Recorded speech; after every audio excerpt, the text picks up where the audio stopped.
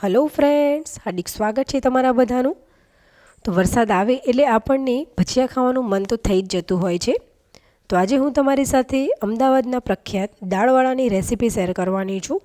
તમે જો મારી આ રીતે બનાવશો તો તમારા દાળવડા પણ બહાર જેવા એકદમ પરફેક્ટ અને ટેસ્ટી બનશે।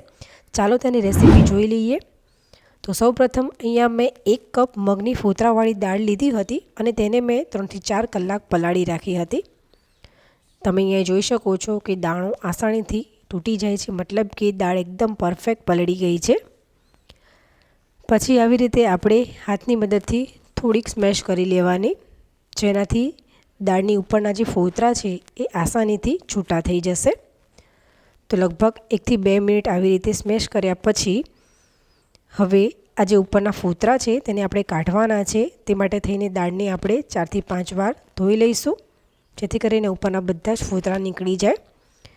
તો અહીંયા હવે તમે જોઈ શકો છો કે મેં દાળ ધોઈને એકદમ ક્લીન કરી લીધી છે।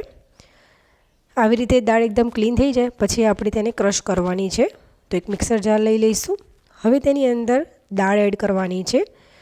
તો આપણે બિલકુલ પાણી તેની અંદર એડ નથી કરવાનું અને આપણે દાળને એકદમ નિતારીને લેવાની છે।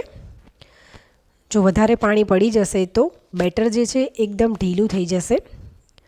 દાળ મેં એડ કરી દીધી। હવે તેની અંદર 2 લીલા તીખા મરચાં એડ કરીશું અને થોડુંક એવું આદું એડ કરવાનું છે, જેનાથી ટેસ્ટ ખૂબ સરસ આવશે। ક્રશ કરી લઈશું। આપણે બહુ ફાઇન પેસ્ટ નથી કરવાની, થોડુંક દરદરું જ રાખવાનું છે। આવી જ રીતે આપણે બધી જ દાળને ક્રશ કરી અને એક મોટા બાઉલમાં લઈ લેવાની। ત્યાર પછી તેની અંદર હું અડધી ચમચી મરી પાવડર એડ કરું છું, સ્વાદ પ્રમાણે મીઠું એડ કરશું લગભગ 1 ચમચી જેટલું, અને થોડુંક એવું જીરું પણ એડ કરીશું લગભગ અડધી ચમચી જેટલું।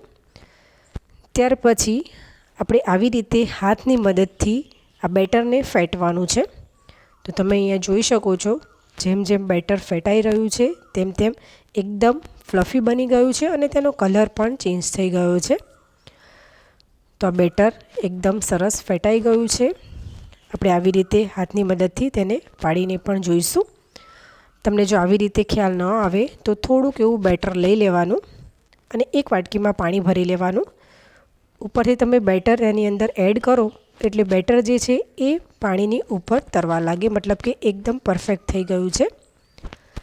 ત્યાર પછી અહીંયા મેં ગેસ ઉપર પેનની અંદર તેલ ગરમ કરવા મૂકી જ દીધું હતું। તેલને આપણે પહેલાં એકદમ ગરમ કરી લેવાનું, પછી ગેસની ફ્લેમ મીડિયમ કરી લેવાની અને ત્યારબાદ તેની અંદર આપણે 1 બાય 1 કરી અને દાળવડા પાડી લેવાના છે। જેટલા પેનમાં સમાય તેટલા આપણે પાડી લઈશું। તો અહીંયા મેં જેટલા સમાય તેટલા દાળવડા અંદર એડ કરી દીધા। લગભગ 1 મિનિટ જેવું થાય એટલે આપણે પલટાવીશું। આ બેટરની અંદર આપણે સોડા એડ કરવાની બિલકુલ જરૂર નથી, કેમ કે બેટર એકદમ ફ્લફી છે એટલે દાળવડા પણ એકદમ સોફ્ટ બનશે। થોડી વારે આપણે પલટાવતા રહીશું અને બધી બાજુએથી સરસ લાઇટ ગોલ્ડન બ્રાઉન ના થાય ત્યાં સુધી તળી લેવાના છે। તો અહીંયા લગભગ 4 થી 5 મિનિટ પછી તમે જોઈ શકો છો કે દાળવડા જે છે એકદમ પરફેક્ટ તળાઈ ગયા છે। હવે તેને આપણે એક પ્લેટમાં ટ્રાન્સફર કરી લેવાના છે। અહીંયા મેં તેને ગ્રીન મરચાં સાથે સર્વ કર્યા છે। ખરેખર ફ્રેન્ડ્સ, તમે પણ જો આ રીતે દાળવડા બનાવશો તો બહાર જેવા એકદમ પરફેક્ટ અને ટેસ્ટી બનશે।